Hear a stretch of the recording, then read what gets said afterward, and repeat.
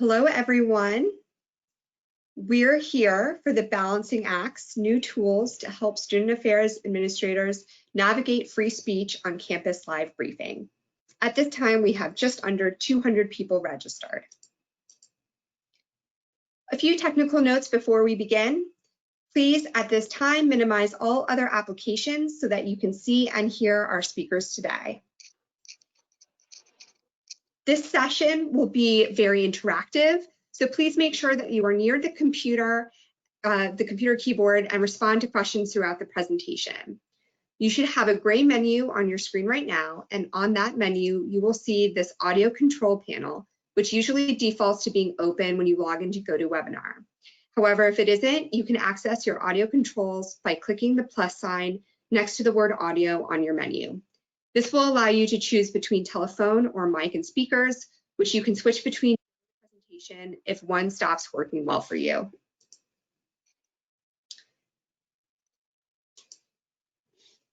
To use your telephone, use the access code and PIN located on your menu, not the ones here on my screen, as they are only an example. If you choose to use both the computer for video and the telephone for audio, it is vitally important that you dial the audio PIN that is located in the audio controls, as you will take 2 virtual seats if you do not. Attendees will be muted throughout the session. If you have questions or comments during the presentation, you'll be able to send it to us using the questions box located further down on your menu. Again, you can open it by clicking on the plus sign next to the word questions. My colleagues and I will be facilitating these throughout the presentation. If you are having technical issues, we will respond to you privately. You will need to view your control panels to see our response. In case that menu starts to get in your way, you can hide it by clicking on the orange arrow on the top of the vertical strip of icons that hangs out there on the side of your menu. If you need it back or to ask a question or give feedback, go ahead and click on it again and it will slide back out. Thanks so much for your attention. And now I'd like to turn it over to our presenters. Lauren, thank you so much. Welcome, everyone. My name is Michelle Deutschman. I'm the Executive Director of the UC National Center for Free Speech and Civic Engagement. Hopefully everybody can see my screen now. I am so pleased that the center has had the privilege of partnering with NASPA, and I want to thank Jill Dunlap and everyone else on the NASPA team who made today possible. Today is actually the 3rd workshop in a series that the center is putting on called Fellows in the Field. For those of you that aren't familiar with the UC Center on Free Speech and Civic Engagement, we were founded by former President Janet Napolitano, UC President Janet Napolitano in 2017 in response to events that were taking place on campuses around the country. The center explores how the fundamental democratic and academic principles of free speech and civic engagement should enrich the discovery and transmission of knowledge in America's colleges and universities. The research conducted by our fellows is really at the epicenter of our work, and today we have the opportunity to hear from 3 incredible experts, each of whom created a toolkit for the benefit of student affairs professionals as part of their fellowship with the center. So without further ado, I want to jump right in. I'm going to start off by asking each panelist to tell us a little bit about what led them to the center and about the toolkit that they produced. I'm going to start with Nikita Gupta, who is where are the slides? Nikita specializes in transforming trauma through healing and resiliency in educational as well as, there we go, as well as public and private settings. She's a recognized leader and educator and has worked nationally with underrepresented communities, educational leaders, and community service providers. Nikita is the founder of the innovative GRIT coaching program at UCLA, Guidance, Resilience, Integrity, and Transformation. This program is nationally recognized as a model for excellence in mental health promotion, advocacy, and transformation for students, staff, and faculty. Nikita received her master's in public health at UCLA. She is a longtime yoga meditation teacher and a certified coach. Her ongoing work with individuals and institutions is rooted in practices of personal empowerment and social healing. Her ultimate focus is to reinvigorate the untapped potential of healing and resilience frameworks into service-based spaces toward achieving a greater capacity for holistic success, thriving, and connection for all. Nikita, take it away. Great, thank you so much, Michelle. And welcome everybody. Good afternoon. It's such a privilege and honor to be here as part of the UC Center's second cohort of fellows, and here with my colleagues Melissa and John. I discovered the center and its mission through a dear friend of mine who is a professor at UC Berkeley, and I decided to apply to the fellowship program because I wanted to explore some of the experiences that I personally had as a student affairs professional, and also the experiences I was seeing my colleagues have of social justice conflicts in our campus spaces that were much more condensed than the larger ones that we would hear about in the news, controversial campus speakers, things like that.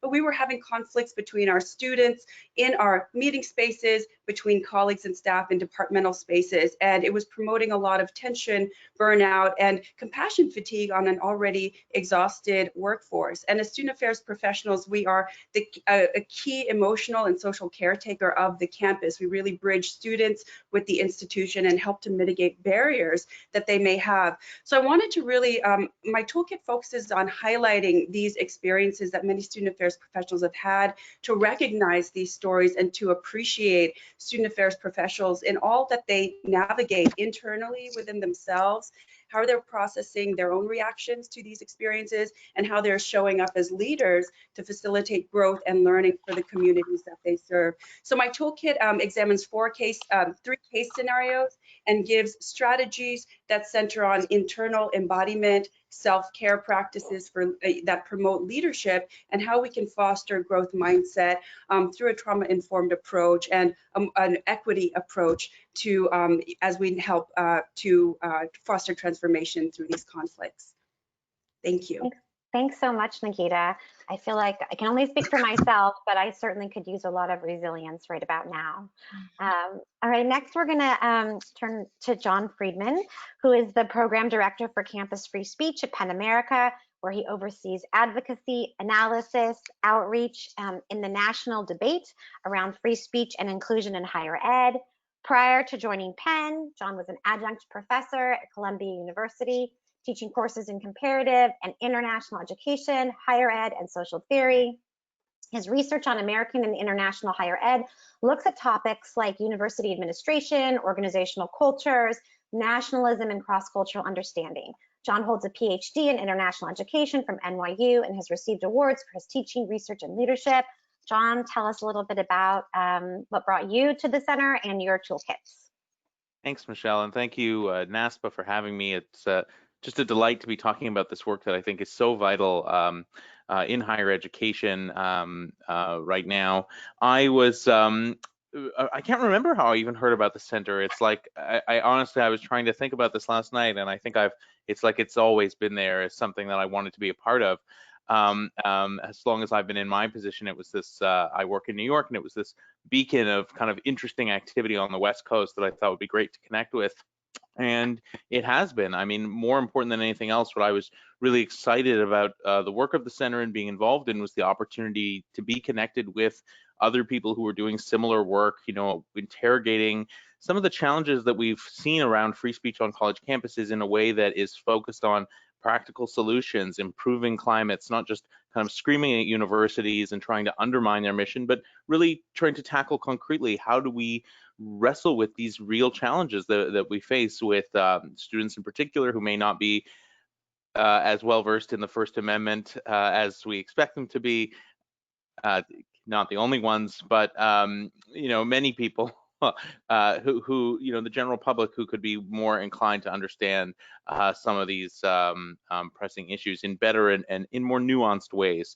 And for the center, in my work at Penn, we had worked on developing really practical guidance for universities around issues of free speech across the gamut, from academic freedom to how to handle hateful speech incidents or how to deal with campus protests. But I always felt like there was a real missed opportunity to deepen our knowledge and our ability to communicate our advice on these issues to some of the administrators who are working in these issues kind of on the front lines. And I do think that is what my fellowship with the center allowed me to interview and survey residence life personnel, student affairs personnel, and people working in diversity offices to really get a deeper understanding of, what are the free speech challenges and crises that they face. And so out of that came 3 new guides that we developed in the past year focused on these communities that are hosted on the UC Center Free Speech website. I encourage all of you to download the one for student affairs, or if you work in diversity or residence life, either of those as well. And each one really is focused on articulating practical steps that I think people can follow, you know, questions to ask, ideas to keep in mind when you're handling or facing a different situation. And I'll just stress, you know, there are so many different kinds of challenges around free speech that we see in the work of student affairs personnel. And so what I really wanted to develop in particular for that group was a kind of sense of a robust advice that they could use that would be tailored and applicable to a range of different scenarios. So I encourage you all to check it out. Thanks, John. I know everyone can use advice now, especially as we approach the election, which we will talk about later. Next, I want to introduce Melissa. Last but definitely not least, Melissa Barthelemy is a doctoral candidate in public history at the University of California at Santa Barbara. She has served as an intern and a consultant for the Vice Chancellor of Student Affairs, assisting with special projects pertinent to free speech, campus climate, mental health services, and crisis management. Melissa helped lead campus and community responses to the May 23rd, 2014 Isla Vista tragedy, in which 6 UCSB students were killed and 14 individuals were injured in a violent rampage. As such, she has served as a liaison between family and friends of the victims and the university administration, and has played a lead role in organizing memorial anniversary events. She is interested in the relationship between intolerant and offensive speech, campus safety, and hate crimes committed in college environments. She holds a JD from Golden Gate University School of Law and a master's degree in U.S. history from San Francisco State University. Melissa, tell us about your toolkit. Thanks so much, Michelle.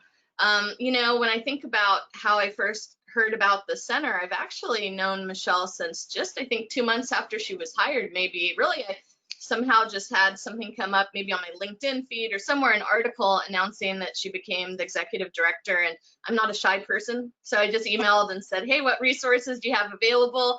You sound amazing with your background and everything.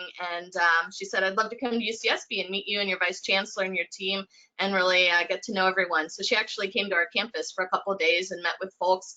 And then she suggested I apply to be a student representative when they had the first Speech Matters conference in DC. So I was able to do that, which was an amazing experience, and then applied to become a fellow. And here I am, and it's been an amazing opportunity for me as a grad student. And I have so much respect for the student affairs profession in particular, and the difficult work being done on campuses currently on so many different levels. And so I just want to welcome everyone to the webinar and thank them for their time. I'm going to just share a little bit of information about the toolkit. I would say I tried and provided an in-depth look at the ways student activists and administrators have responded to intolerant and offensive speech and countered divisive national rhetoric. And the primary case study I used is UCSB, looking back over the past 5 years since President Trump first announced he was going to run for president of the United States. And I wanted to write something that I had firsthand experience with so I could be more nuanced, really feel confident about the examples and stories that I was talking about. So in some ways it reads like a narrative. There's a lot of photographs of student activism at UCSB and my own personal reflections, kind of having a foot in worlds of student activism and also being very involved with the administration. I'm really proud of the work Student Affairs at UCSB has done, and I really wanted to be able to share that with the national audience. I think that was my impulse from the beginning of asking Michelle to come to our campus and really getting involved. The primary thing I advocate for in the toolkit is really fostering empathy and furthering understanding, which I think can best be achieved by providing opportunities for administrators, faculty, staff, and students to discuss issues that are pertinent to freedom of expression, civic engagement, diversity, equity, inclusion, and the ways we can all create an environment that we can really thrive in. I think that requires candid conversations about power relations between various groups and individuals based on their positionality and the roles that each person inhabits within the hierarchical university structure. So a lot of what I focused on in the toolkit was the concept that administrators might want to explain to students how it's different for them using their voice on campus in some ways than perhaps a tenured faculty member who may have academic freedom protections. I think frequently students can get confused and feel more like it's about personal relationships and not understand why is it an administrator is working with me hard on like social justice initiatives one moment, and then the next moment they're saying there's a legal right for Milo Yiannopoulos to be invited by the college Republicans to come speak, or Ben Shapiro, and it can be kind of confusing for them on a very personal level. So I think in some ways really thinking about roles and relationships is a really key fundamental issue, as well as of course just explaining to students what laws and policies apply, and the fact that what we have is a common sense understanding of hate speech isn't necessarily prohibited on a college environment, college campus. And so students need to kind of both understand the policy, the law, but also really understand that students are still, administrators are empathetic and validating their experiences navigating these difficult times. Thank you so much. In-depth is definitely the right word. In-depth to the tune of like 100 pages, but there you can click to different sections. There's photos. And there's many photos all taken by Melissa. She should be, a photographer also, which she is.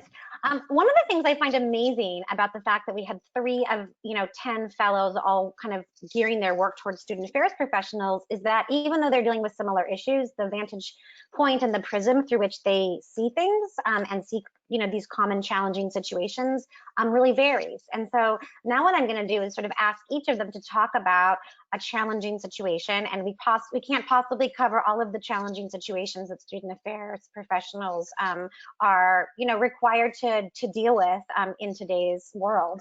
But Nikita, we're going to start with you, and I guess I want to ask you, what do you say to student affairs professionals who sort of quote want to stay in the game, but who have to weather or have had to weather and continue weathering this huge amount of uncertainty and instability, both on campus and in the world? Yeah, great. It's a great question, Michelle. And I'm speaking with so many educators over these last several months. The common story is that, oh, I'm so tired, I feel fatigued, exhausted, and I've got to keep going because this is what we've been working for decades to arrive at this point where potentially there can be a great amount of change. So I hear a combination of hopelessness and fatigue and hopefulness. And I noticed for myself, I've been in student affairs for nearly 10 years now, and I've been holding both. And I tend to be optimistic, as many of us educators and advocates are. I mean, that's why we do this work. Student affairs professionals are incredibly values driven, and we are rooted in our own, we're rooted in our roles through our own personal lives as well. Many of us come through stories of adversity and stories that have motivated us to take on this role and make futures better for the people who follow us. So just to recognize and remember that that's why I'm here, that's what my value is, and to stop and appreciate oneself, because we have been doing a lot. So I would say that that is the first piece, is to appreciate yourself and embark upon a journey of self-preparation. We're in a really new time working on campuses. My role has shifted so much in the last 10 years, and what I'm dealing with on a regular basis and what I must navigate within myself in terms of managing my emotions when I get triggered in the workplace, or when I'm trying to figure out how to support a student while, myself being conflicted about what the issue may be that I'm dealing with. I've had to do a lot of soul searching, and so I really encourage student affairs professionals to do a lot of self-preparation, and that includes examining of your value system, practicing good self-care. And in my first chapter in the toolkit really centers on that. How do we prepare ourselves for what is ahead? Get comfortable with the idea that conflict is going to show up in my space, and how am I going to deal with that? What are my values around conflict, and how do I adopt and embody a leadership presence in that? The second thing that I would say to help us keep going is that we must build these types of intentional dialogue spaces and processing spaces within our institutions, within our departmental processes, because we cannot do this alone. And if we're not talking with each other about the impact of these stories, the impact of all of the pressures that we feel upon us in a way that's authentic and in a way in which we can hold each other's grief and anger and sadness and frustrations, then we're not going to be able to come together as a team to move forward in this battle. And, speaking of it as a battle, we are in these warrior suits. Our bodies are what we use to navigate and experience life. So we must bring, attention to our biology, that exhaustion is real, energy flow is real, and that we have to learn how to manage our empathy and our energy so that we can continue to bolster our warrior team, so that we can continue to make waves in the future. So in, team preparation is another piece of that, and you'll find a section on that in the toolkit as well, where we ask questions like, what kind of questions do we need to ask of our team to see, are we setting up ourselves well to mitigate barriers, to handle conflicts if and when they arise, and are we doing our due diligence to support the particular students that we serve and setting up a structure that can be beneficial to all. So I think, in short, self-preparation, team preparation, and valuing our self-care and our community care are very, very crucial so that we can stay in the uncertainty of the moment. Through that work, we can be in uncertainty and respond from a place of using all of the resources that are here, using the difficult emotions that these situations bring up as a way of guiding us forward. So thank you. Thank you, Nikita. Sort of picking up on one of the things that you mentioned is this situation that I'm imagining many participants find themselves in, which is what happens when you are needing to defend the rights of an individual student or a group of students with whom you don't agree, whether that's politically or ideologically or otherwise. And I'm going to ask John to kind of share guidance with folks about kind of what do you think are the key things to think about and do when you encounter a situation like this? Yeah, thanks, Michelle. I mean, it's such a difficult question because I think when it comes to defending people's rights, we kind of have this broad notion that's important, but it's very difficult when it's on, you as an individual to kind of, in the ways that you conduct yourself, do so fairly and equally, regardless of, the content of what the speech in the particular case involves. And I think for us at Penn, I've thought a lot about free speech is a basic human right, the right to have ideas, to share information. And I think that it's really important that student affairs professionals kind of have that in mind, that there is a kind of core human need to express oneself, and that need exists regardless of the content of what one is expressing. So in terms of a lot of challenging situations that we've seen on campuses, I think it's not always easy to kind of remember that even when someone is saying something offensive or with which you vehemently might disagree, that you are, in a lot of circumstances, as an employee of a public university in particular, you are the state, you are a representative of the government, and so you have to act in ways that are supportive and respectful of different kinds of speech. Now, the trick is kind of two things. One is that just because you are defending, people's right to free speech doesn't mean that you lose your own rights to free speech as a citizen, in particular when you're not working for the university. But even the university itself can take the opportunity in certain circumstances to speak out, to speak in its institutional voice against, racism, sexism, homophobia, and other scourges of society. And in fact, we would expect universities to speak out against those things. So the trick is to kind of balance speaking out against things that violate core institutional norms while simultaneously saying, even though we disagree with this person, they're still allowed to say it. The other trick that I would encourage people to adopt is, you use both, the challenge of being consistent with how we are protective of different people's speech rights, but also in how we define what we talk about and what we think about as free speech. So right now, there is a kind of prevailing norm, which is we think about free speech as, words said and my ability to say, different things in different circumstances. But there are many ways in which we can think about what impinges upon people's rights to free speech or opportunities to free speech. And often those are inequality, those are inequalities in access, differences in power in who's listened to, and even things like online harassment. Online harassment, I'm seeing a tremendous amount of online harassment in the past month, particularly against faculty and particularly against faculty of color. And we often don't think of that as a free speech issue, yet it patently is.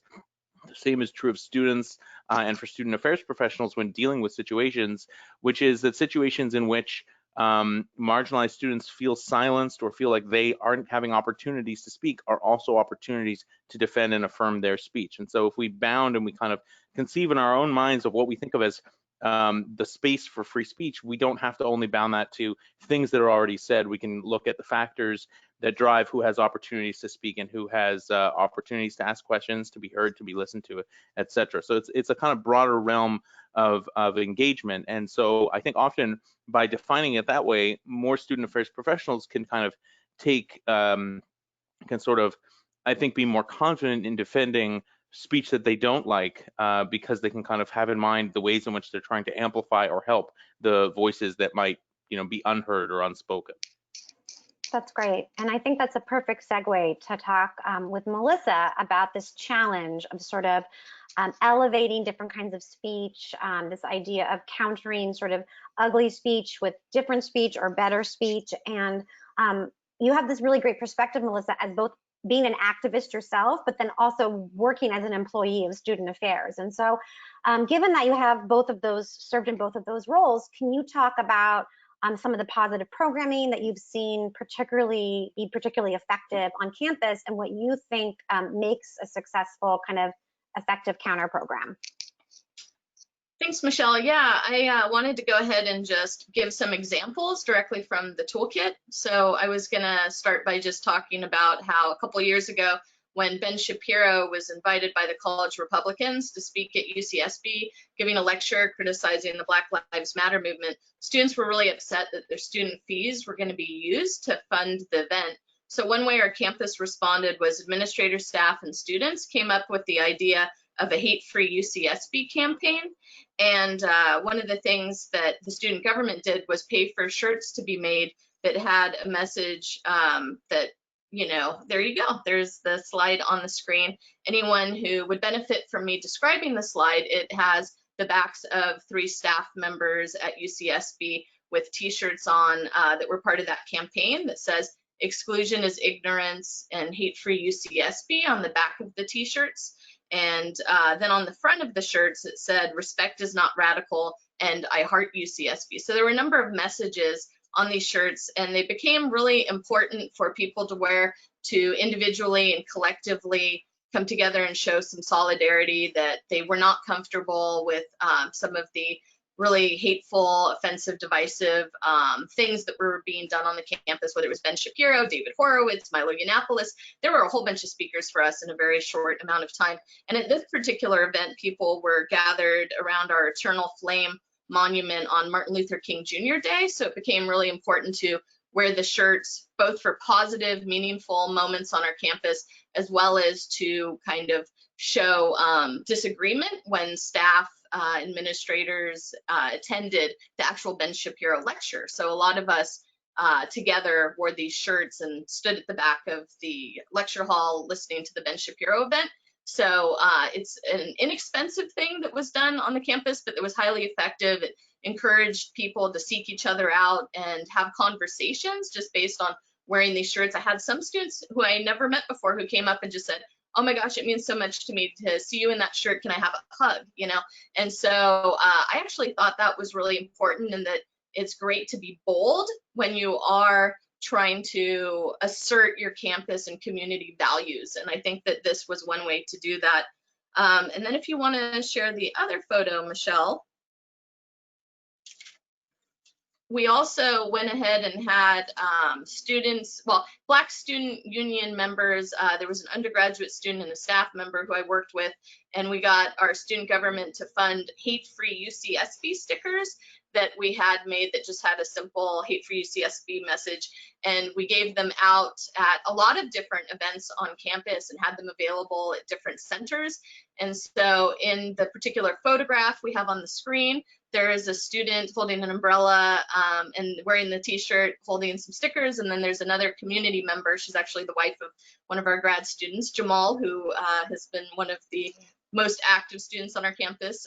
And so she is giving out stickers that were for free, but a lot of people wanted to give us big hugs because at the same time, college Republicans had a big banner promoting Ben Shapiro's talk that night. And we're saying really horrible things to students passing under the bridge, like, you look like you're gay, come to this event, and just calling people out. And so we had students who were crying and hugging us and just thanking us for giving them these stickers. And we had really meaningful conversations while we were out there. So that's just one small thing. And then as a counter program, that evening, the EOP student interns created an event called Yes We Can, and it was the Cultural Appreciation Night event. And the Ethnic Resource Centers stayed open late and had food specific to those cultures, music, arts and crafts, and hundreds of students came and loved it. So they were attending that event rather than being at the Ben Shapiro event. these things were ways that some students who wanted to have a large protest outside instead decided, you know, you're right, white supremacy, Ben Shapiro's message really isn't that exciting. Instead of protesting and getting him news attention, let's just focus on our own values and supporting each other. So that was really meaningful. Another quick thing that we did was we had a large event in our biggest lecture hall called An Evening with Tim Weiss, a white anti-racist advocate. He's an internationally known speaker on anti-racism. And I was able to lead that effort with, again, several members from BSU, Black Student Union, an undergraduate and a staff member who was also a graduate student. And the three of us together came up with this event. And we only had 3 weeks to organize it, but we had 1,000 people attend in our lecture hall. And for us, you know, it was important to have someone who is a white male speaking about anti-racism work at that moment in time, because so much of the things happening on the campus were a lot of white students engaged in white supremacist activity. So in that moment, knowing that people are more apt to listen to someone of their own racial group when it comes to matters of race, we ended up having very different attendance of students there than maybe some of the other events like Kimberly Crenshaw, like amazing events we have that don't necessarily attract that same demographic of student population. So that was just another important thing we did. It was part of the Resilient Love in a Time of Hate series that our Vice Chancellor of Student Affairs and one of our professors in Black Studies came up with, where over the course of 3 years, we had all kinds of amazing programming around shifting, kind of creating an alternative narrative, right? One about love-driven responses to hate, and brought in all kinds of poets and musicians and artists and academics to talk about love and empathy and compassion during these times. Oh, and just real fast, the photo on the screen is of the flyer, the event, and it features Tim Weiss. Thank you. Thanks so much, Melissa. I always feel like it's really helpful to actually not just talk about the kinds of about events, but like to actually show specific examples. And I think Melissa's toolkit really highlights some of those in a really exceptional way. Before we turn to some audience questions, I want to ask the panelists one more thing, and that sort of gets to the heart of what we're talking about today, which is this balancing act that student affairs professionals have to do, and that there's many important institutional values, and that in that role you have to balance any number of them at the same time. Real juggling. And so Nikita, I'm going to go back to you and ask you to talk a little bit about, you know, sort of the idea of balancing internal experiences and external experiences, and we could talk about that.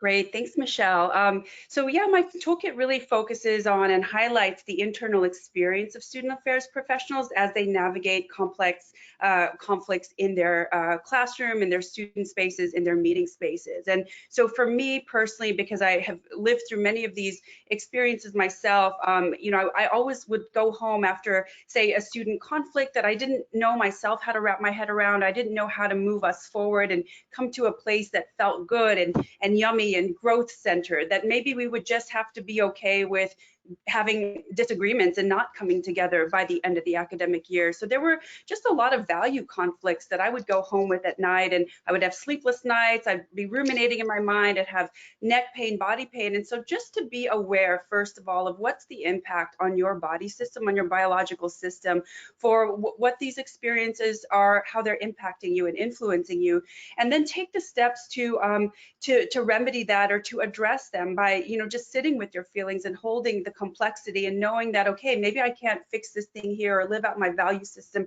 exactly in the current context that we're in, but where can I go to have my voice be heard? So whether it's through counseling or mentorship or seeking support with a friend, you know, we must find little ways where we can feel that our work and, you know, our values are being met.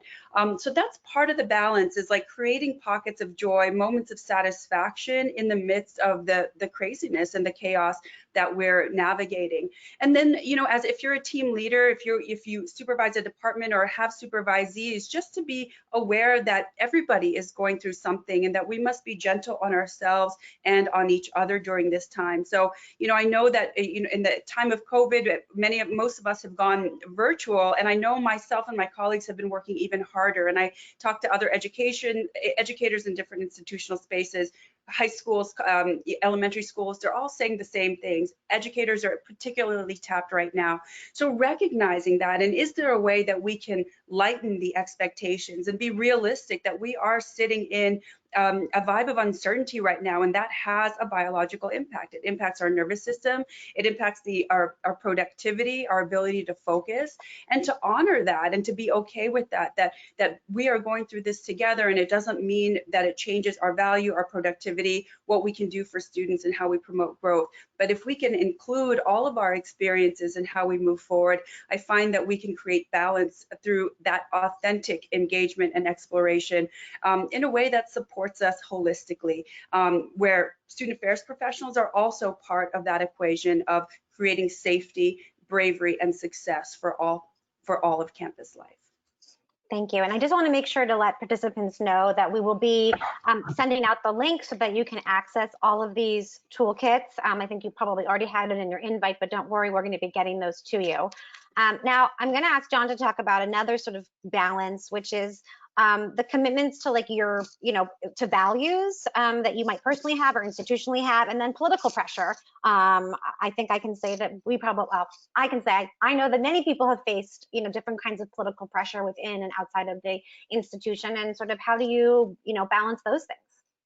I mean, this is everywhere. This is the political moment and the polarization that we're living through right now. And this has been, I think, the dominant challenge. And it's really key to remember that in defending, free speech, you're never defending free speech in a vacuum. You're defending free speech, in the 21st century in conjunction with other values at the same time. And so I think it's really vitally important not only that universities are consistent, that student affairs professionals are consistent in how they're dealing with students from different backgrounds with different interests, that they're being consistent and fair with them, but also recognize that there are, and I do think many university leaders have recognized this in the past 2 years if they were slow at first, but recognizing that speech does have significant impacts on people.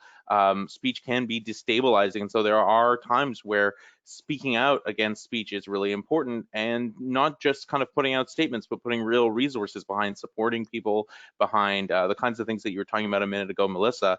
But now we're seeing with the politics of the moment, the political pressures are extremely high. And so the question is, how can the university, hold steadfast to its values, to these commitments to free speech and to inclusion when, the latest outrage means that some corner of the university, whether it's parents or students or, I don't know, alumni or even state legislators, are kind of fuming over something somebody said, and the university has to decide how it's going to react. So whether that's a professor and their academic freedom, whether it's a student and something they posted on social media, I think it's just so important that the university is able to say, okay, this contingent in the university is upset about this, but, here are the rules that we have already agreed to that, are going to govern how we respond, the ways that we respond, the ways that we talk about this, and the full range of considerations. So it's never just free speech alone, speech out there in the world.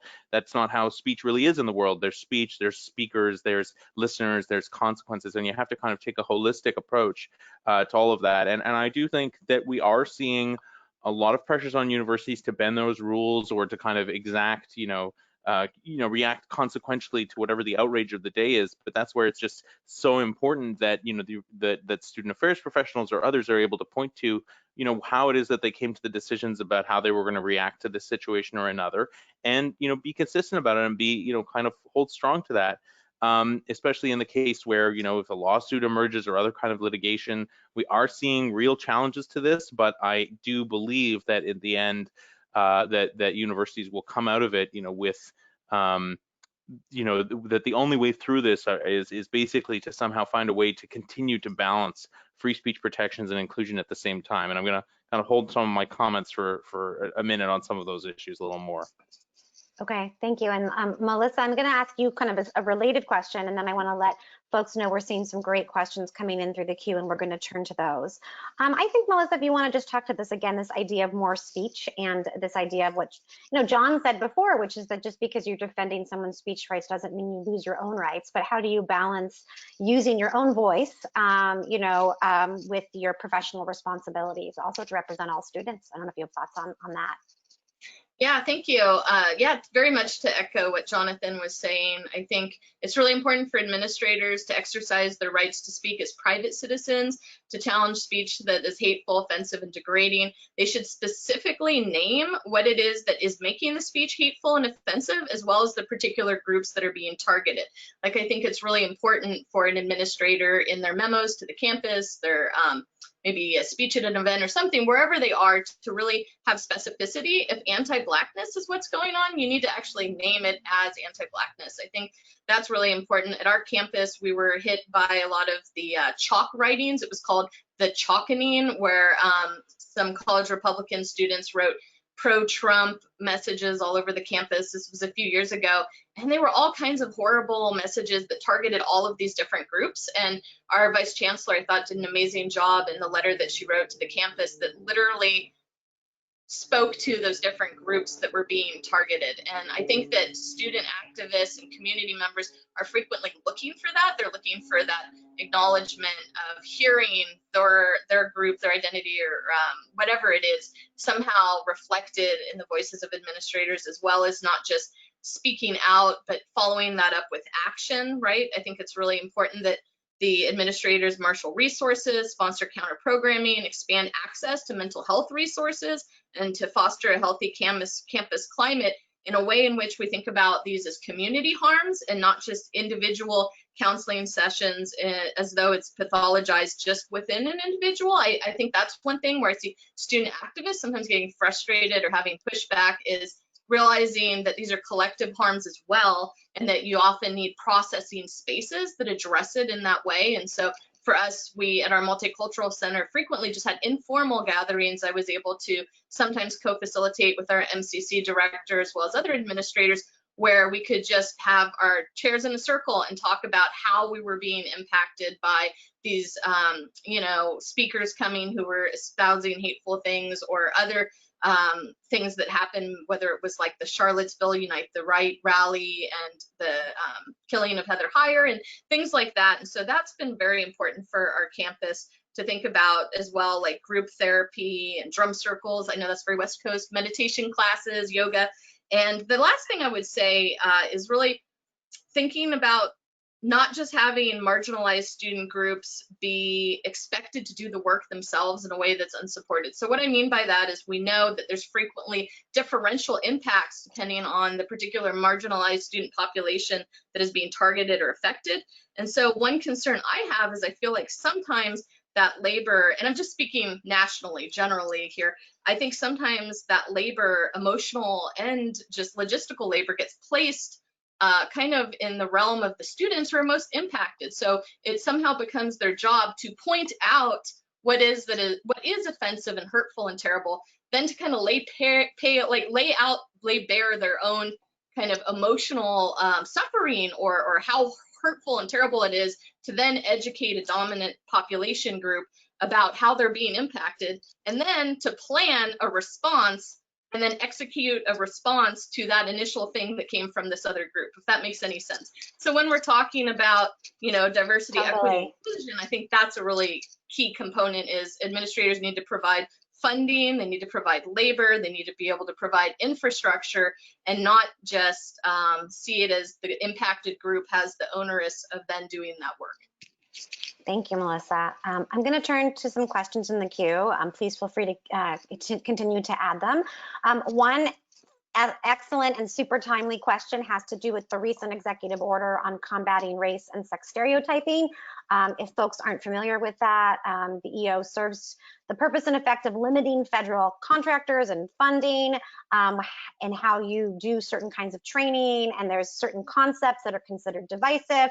like unconscious bias, white privilege. And what this participant is asking is, here we are talking about the First Amendment, and yet it seems like there's an executive order that conflicts with the First Amendment. And could folks share their thoughts? And John, I know that Penn has been thinking and writing about this a lot, and I'd love for you to share your thoughts. And I love that somebody is applying First Amendment concepts to executive orders. Well, I mean, the executive order is extremely worrying. It's not the only executive order by this administration about higher education that's worrying. It comes against the backdrop of a rule that was finalized about a month ago as well, that universities that are found to be by the Department of Education not upholding their own rules or principles about free speech could also lose their federal funding. And so there's been a kind of recurring theme in this administration to make campus free speech a wedge issue and to kind of hold over all of higher education, this question of their federal funding being removed. And it's interesting because, of course, when one reads an executive order like this that seems so targeted to everyday speech and the conversations that people should be able to have in a democracy, it seems highly inconsistent with the First Amendment, and in fact it is. And I think that's a kind of dissonance that a lot of people have had with it, which is, well, how could an administration that has also put out an executive order about free speech on campuses simultaneously be putting out an executive order that's constraining speech on campuses? And of course, there's a complete logical inconsistency between the two. There hasn't been, a kind of challenge to it yet that we've seen in the courts, but I do have a feeling that this executive order is not going to stand long term in terms of, I mean, it just, everything else that has abridged speech in the past 60 years like this usually does not stay around. It doesn't hold.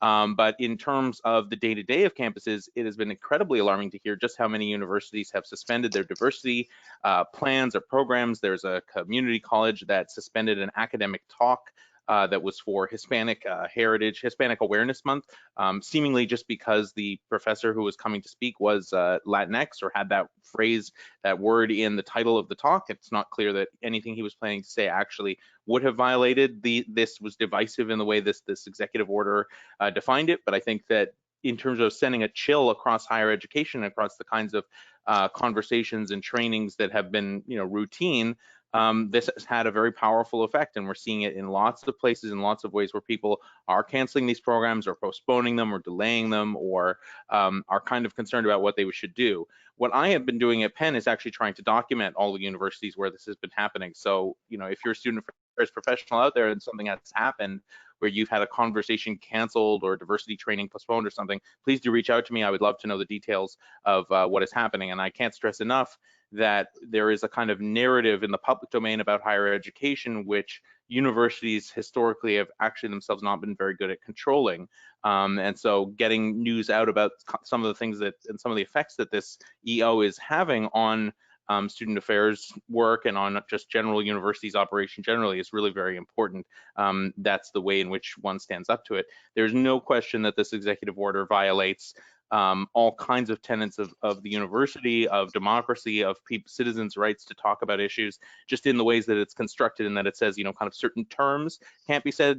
This is from an administration that has previously mocked universities that suggested that words shouldn't, certain words should be censored. And so the idea that it would turn around and then censor a bunch of words or academic theories. But I do take heart, and this is just one interesting side about censorship, which is that always, in most cases, when you try to censor something, it kind of gives it a new power. And so I will say to those who are proponents or supporters of critical race theory that the Trump administration is perhaps somewhat responsible for at least this phrase and the Wikipedia page being checked and read much more than it would have otherwise, a year ago when there was no conversation in the public domain about this. So it does have that effect. I love that we can find silver linings in some of these things that are happening. And, as a lawyer myself, I find it painful to sort of have to accept the reality that the law is a very blunt instrument, and that, yes, this will likely go to court and likely it will be struck down. But in the meantime, there's a whole lot of universities that don't have the funds. They can't risk losing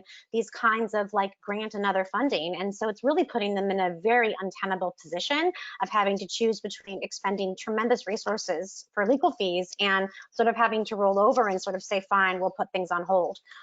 Okay, to another question. I feel like you can't talk about speech without talking about social media, especially in today's world. And one of the questions that we got was just sort of about social media taking place, things that are hateful speech that's happening on social media by student organizations. And this person says, our institution is very risk averse, like many, I'm sure, and thus we've been very limited in our ability to reach out to students and student orgs to educate them in fear of it being viewed as trying to chill their speech.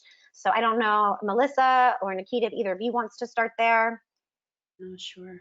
You can start. Yeah, sure. I can start.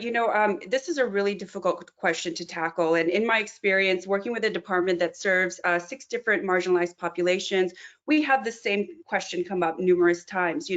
What kind of, speech do we allow, quote unquote, allow in our Facebook pages? If this is an independent student group that they've initiated the page, it's not attached to our department, but maybe it has an affiliate link to our department, then we really don't have any rights to moderate or anything like that. But we can, as Melissa was suggesting earlier, we can do more speech. We can, infuse other types of visuals or other forms of education and opportunities for diffusing the tension that was, built up through that, and also maybe showing and illuminating a different way.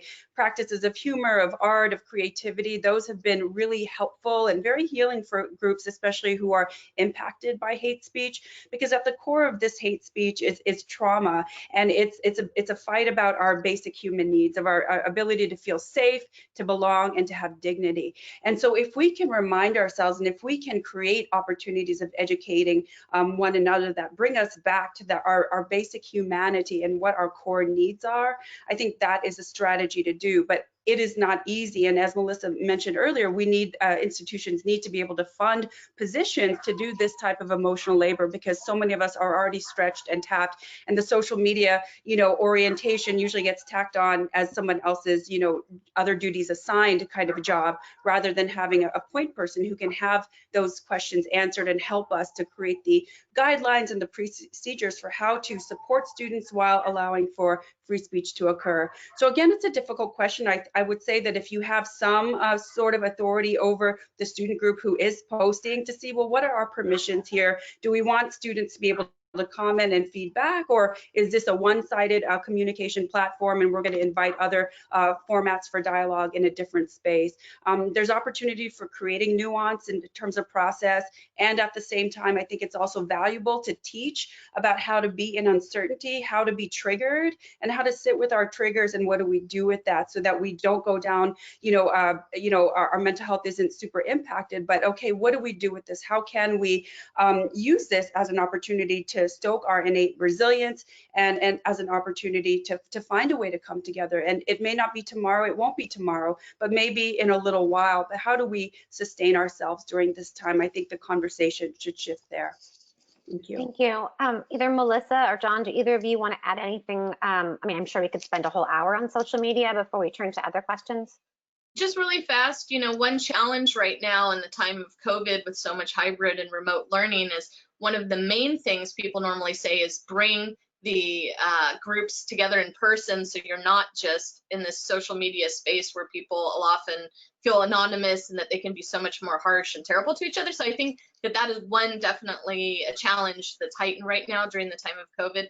As far as examples, I remember there was a anti-trans speaker who came to UCSB and some just awful things going on years ago. And one thing that happened was the wellness program team put on a bunch of shirts talking about trans is beautiful, and like their, I think, Twitter and social media feeds just were really pumping out positive messages. And I remember hearing back from trans identified students and allies that that was really impactful. So I think there's also an opportunity to just, again, be very forward, very blunt, very obvious on social media to put out those values that you do hold dear. Yeah, thank you. I was just going to add, and then I'll go to you, John, that I was actually talking with another of the cohort's fellows, Emerson Sykes, yesterday, and I just thought he put it really well, that like using more speech and using these techniques that the panelists are talking about, doesn't always mean that you're going to win the day, right? But what it does, but we have to just keep in mind, even in this very polarizing time, that you cannot win the day without free speech. so that just because you use it doesn't mean that you will always be successful in the way you want to be, but that if you were not to have that in your toolkit, it would be, I think, very difficult to succeed. So I'm gonna let John comment on social media, and then I just want to cue it up for everyone. Another really great question, which is, how do you recommend that universities respond when a staff member posts racist rhetoric to their personal Facebook page? And then how do you balance that staff member's free speech rights while also supporting students who feel unsafe with that staff member continuing to work with them and at the institution? So I'm going to let John do social media, and then I'll open it back up to that question. You know, I have the luxury, honestly, of having spent, the past 2 years working on a number of different cases pretty intimately on different kinds of speech across the political spectrum. And so my answers to this have kind of evolved in that I've seen how unclear policies or kind of loosely defined guidance about how to respond to some of these situations means that the politics of the people evaluating it might look at it one way then versus another. I think right now I have seen numerous cases where kind of where racist or I just to use this example, racist rhetoric on a private Facebook page leads the university to kind of intervene and take some action against that person. But I've also seen cases where people on social media are saying, to use a phrase before that was asked in another question here about the all cops are bastards, or defund the police, or criticizing Republican senators or some kind of anti-conservative or progressive rhetoric, and seen universities also discipline them and say that they are also engaged in hateful and vile rhetoric and ill-conceived posts on social media and deserve some kind of punishment or collective disdain from the public square. And so, not to equate the two situations, because I don't think they are equal in any way, but what I have seen is that the kind of general range in which there isn't really clear guidance around, well, when does a university handle this situation with regard to speech, and how should it handle it differently? It is very difficult to deal with situations where private speech is racist and truly hateful, and targeting a protected class on campus, and particularly where that involves an employee who has to work with other people or people of that marginalized community on campus. And I think that those concerns have to be addressed. Is the answer always disciplining the person? Is it always firing the person? I think that one of the other problems is that we have lost some ability for conversation and for exploring other possible solutions. So I think in a lot of situations, there's ways to engage in dialogue, to kind of structure conversation, to talk to that person one-on-one, but there are also like real legal protections under the First Amendment for private speech, even speech online. And until those legal protections change, sometimes there's only so much a university can do. So I do think the answer shouldn't be that the university does nothing, but having seen so many cases where universities are perhaps too quick to discipline speech that I find totally reasonable and critical of the president that should be allowed, where we're seeing professors fired or other kinds of consequences, I'm just a bit wary about saying that in all situations where someone in a university finds someone's private speech online distasteful, that means the university should be unilaterally able to fire them. I do think the university does have an onus to intervene, particularly if they're dealing with students. And I just want to kind of reiterate that I think that sometimes we forget that there is a lot on the continuum between doing nothing and firing someone. I think we become very discipline oriented, whether it's with students or faculty or staff, and that there's a lot of things, and including talking to the person, to start off. So it's hard to believe time went so fast. I want to just do a quick lightning round, maybe really fast, like literally 30 seconds each of you. Nikita, any final thoughts or words either about these questions or about? Yeah. Great, thank you. Thanks, everybody. Just, to remember to prioritize your well-being during this time and prioritize the well-being of your staff and students. So something we're doing on my campus is we're creating pre and post-election processing spaces. So we're going to, up to the point of the election, we're going to create spaces, especially for underrepresented students, to come together, talk about what they're experiencing, and then after the election, because we know that it's going to be a bumpy ride, long into the new year. So being in preparation, sit with the uncertainty. Melissa. I would just say reminding student affairs administrators and staff the power and value of their voice, being able to really build up and really support and make especially your marginalized students feel that you're listening to them, hearing them, seeing them, valuing them, and each other. John. I'll just reiterate, that with all of your students and all of your work, free speech doesn't exist in a vacuum, and it's not the only value that matters to universities. It's an important value, but that it often must coexist with diversity and inclusion efforts in order to make them more powerful and lasting and impactful. So to kind of marry them in your work, I would encourage people to do. Well, listen, I have to say that, as the founding executive director for the center, my dream was always to have work that would help people in the field and then be able to share it directly with those people in the field. And so I am so happy that we were able to do this today with NASPA. And I want to thank all of our panelists and thank NASPA, and then encourage you to join us for our next Fellows in the Field, which will be coming up next week with Spoma Janovic on student activism, and we'll make sure that gets out to you. And I wish we had more time. And thank you again, everyone. Stay well, stay healthy. Thank you so much, Michelle, and thank you, NASPA. Thank you. Thank you. Thanks, everybody.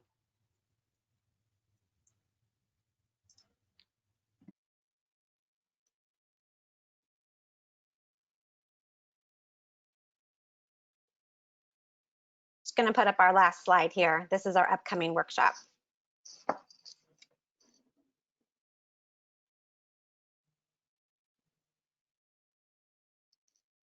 And thank you again.